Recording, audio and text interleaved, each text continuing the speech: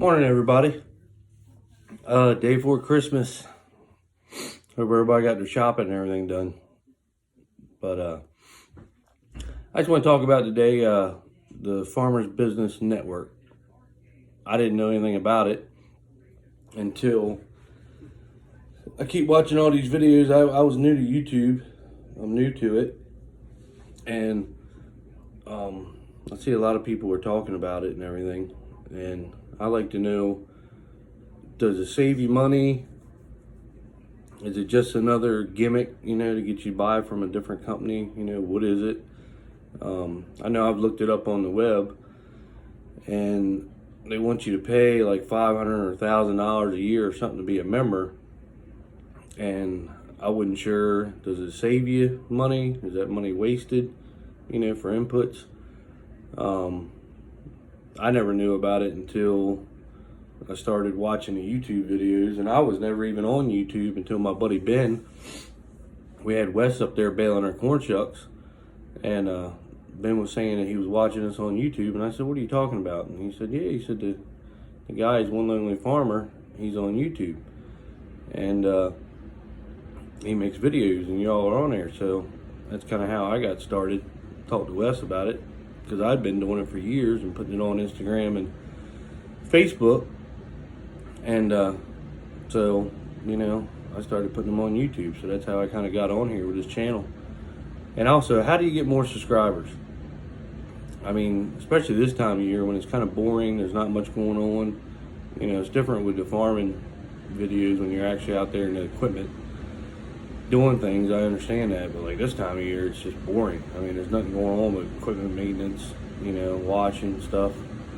But the inputs, everybody keeps talking about how the prices are going to go up with all these China deal and USMCA deals. So the chemical companies are going to want their cut if it does. So I'd like to kind of lock in stuff now if I could, and try to get ahead of it. I watched Wes' video yesterday, and he was talking about he might use it if he plants corn. So I didn't know, does anybody know anything about it? If you do, put me a message on here and let me know about it. I know Clearview up in Easton, they were telling me about it, and said they save a bunch of money with it. I don't know how many acres you would have to have or use to to make it beneficial, but people like Crop Production, they just rob you. I mean, they're so expensive, and that's the main people we use is Crop Production. And sure, you got friends that work at all these places, and you like to try to be loyal, but nowadays you can't be loyal. You got to go with what the dollar is. I don't worry about if my buddy works here or there, and try to keep them going. I mean, that's their problem. That's not that they ain't gonna fall on us anymore. And if I can save a lot of money through Farmers Business Network, do they ship it here? With Roundup, stuff like that, herbicide, insecticide, fungicide is the biggest, most expensive thing, I feel. And nowadays you got to be tight with your money because there's no more land. We can't pick up land around here. There's so many farmers, and nobody ever gets rid of land, and none of the older farmers ever want to quit farming. So how does a young guy actually pick up land and start farming? More land and more land. It's just hard to do. And so we have to figure out other options, to make money off of what we got. And that's what I want to do. That's what I've been trying to do for the past couple of years now that I've been doing, thinking about more of it. And it's worked a lot, A company that we deal with, they really help us out, and it's appreciative. I mean, they know who they are, and but it's just hard to kind of pick up more land and get ahead in this world, especially down here. Like I said, there's just so many farmers, and we got guys that, right across the street, he had 1,000 acres. Well, instead of renting it to a local guy, he rents it from a guy in Easton. And that guy's already got 70,000 acres, and he drives all the way down here to farm this land that, a local guy could have had, But, that was landowner's choice. I don't think he he didn't really like all the farmers around here, and he just kind of said hell with them and rented it to whoever else. But anyway, just if anybody knows anything about it, just shoot me a message. I'd like to know. And I'd like to give a couple shout outs, to my buddies on here, Ben and Brian, for helping me all year, doing things. And then Justin, I feel bad for you because I got lied to from Atlantic Tractor, and they kind of screwed you for that week over nothing. And the guy that watches this, I'm sure he watches it, and he must be a really asshole boss for him to do that. But it's over with, done. I'll never listen to them again. I deleted that one video. Nothing was on it that was wrong, but I deleted it because the one boss asked me to. And come to find out, I don't know if it was him that lied to me or the Salisbury guy. I'm pretty sure it was the Salisbury guy, but you can't trust anybody in this world because Jeff gave me one price on the tractor that we got, and then we had to deal with our crooked salesman over Salisbury because that's how they do it, and that kind of screwed us up, and then got us that shitty GPS unit.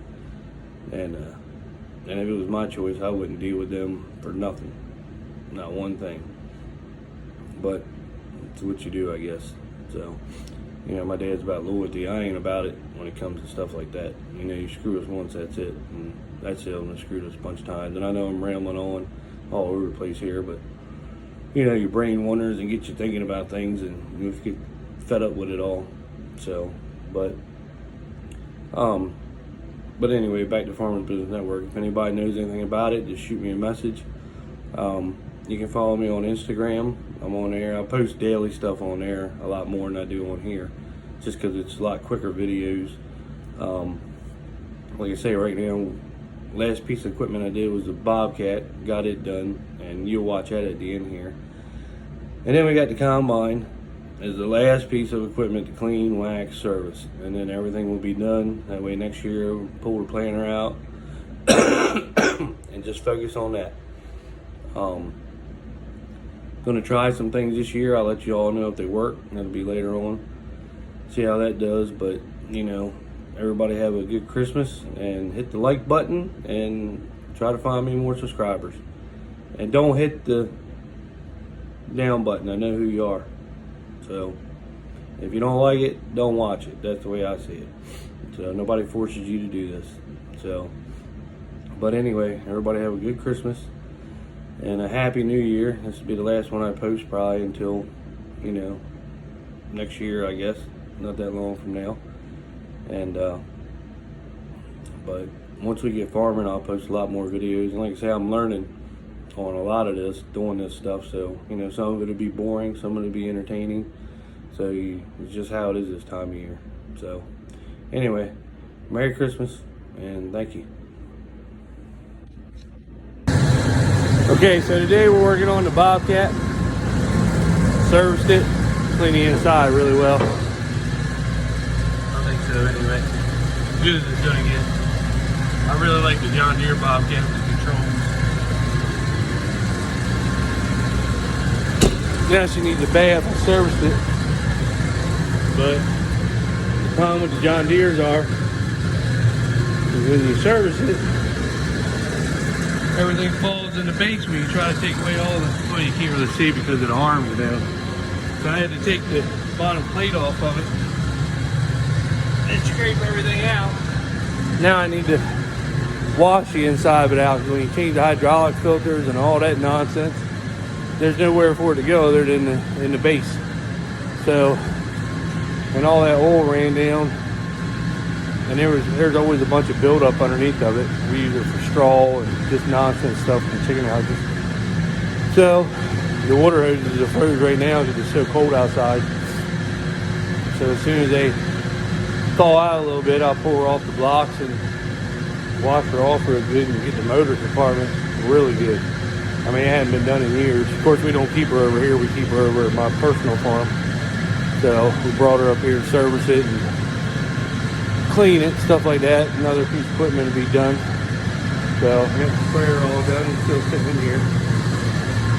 So, but it is cold. I think it's 26 today on my pickup. when I was coming up here to the home farm.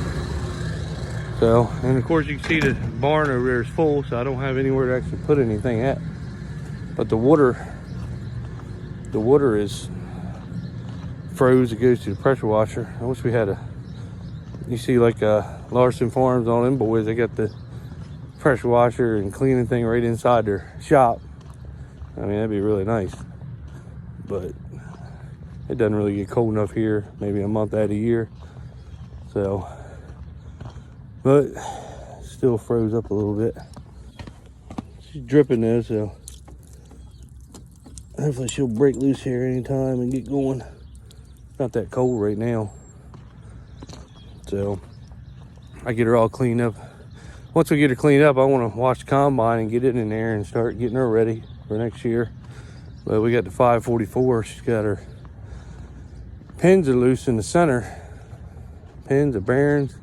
I ain't really sure what is loose in her. I don't know if she takes a pin or she takes, it looks like a pin, but they said they're bearings inside of her.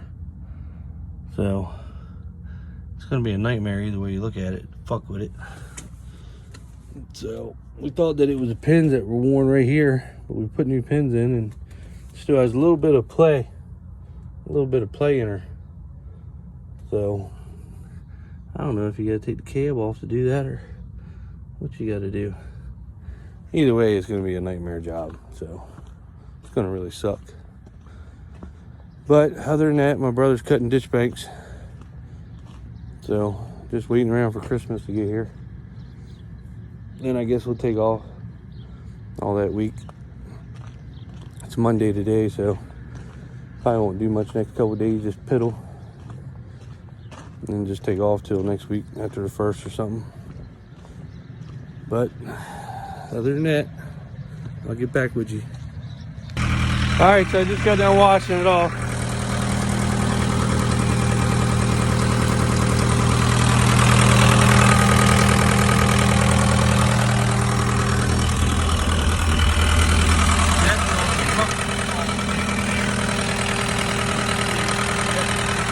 That's where all the muck falls at. I got the base plate off so I could wash all that out. That was a nightmare. I don't know why they designed it like that, but I guess you ain't got no choice with these things. So I'm gonna go put the plate on.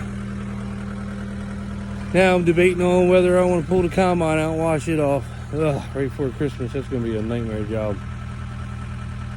It doesn't really take that long once you get started on it, but once you get started, you gotta stop, especially when it's this cold a year. Then I could at least back it in the shop and be in there whenever we wanted to fool with it. So, I don't know. Still debating on that or not.